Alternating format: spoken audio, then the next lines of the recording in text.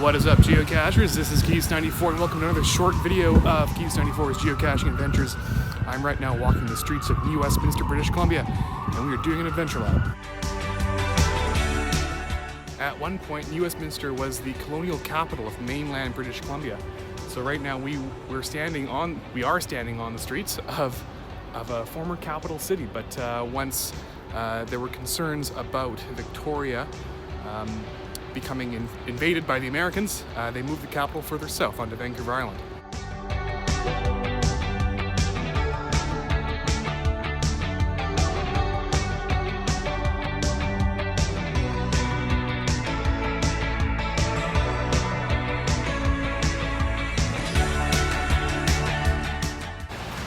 So the theme of this adventure lab features a lot of mosaics on the sidewalk in New Westminster. And it is amazing to see some of the creativity around here. This is the land of many union offices and lots of mosaics, but also lots of murals as well.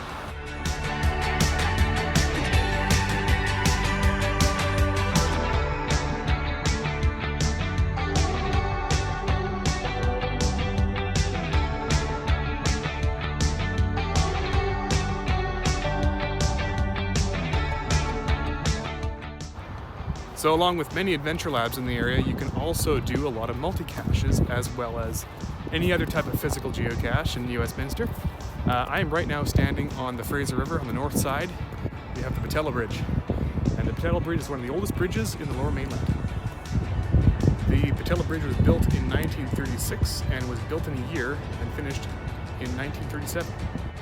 The SkyTrain Bridge behind me was built a little later. It started construction in 1987 and finished in 1989.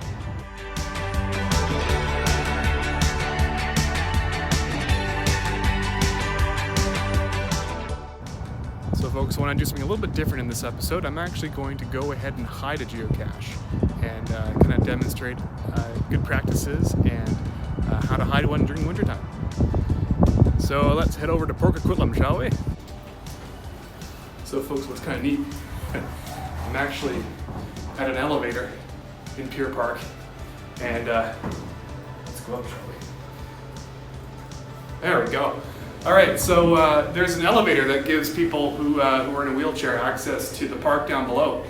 That was kind of cool. Outside is Columbia Street.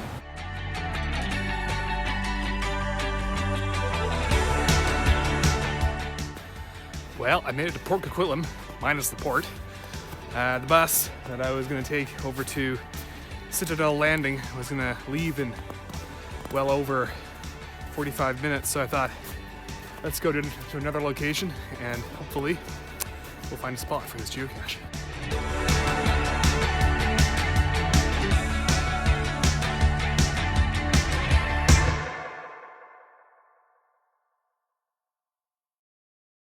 So this is going to be a mystery cache, so I'm not going to give away the exact location of this geocache, but it is going to be a hanging geocache.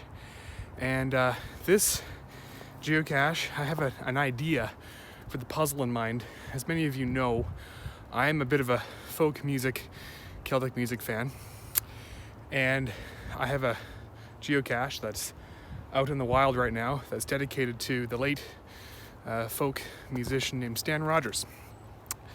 So this geocache that I intend to put out is dedicated to another one of his songs, and it's the name of the song is the Mary Ellen Carter, and it's basically a song about a boat that sunk in stormy seas. I believe it was a fishing vessel. You can correct me if I'm wrong on that. And the crew loved the boat so much and they cared about it, and it sunk to the bottom of the ocean, but they realized, you know, we should make the Mary Ellen Carter rise again. And so that's what they did. They patched up all the vents that were causing it to, you know, stay at the bottom of the ocean. They pumped it with air and they brought it back to the surface, and they made the Mary Ellen Carter rise again. And there's something very kind of meaningful about that song. Listen to the lyrics.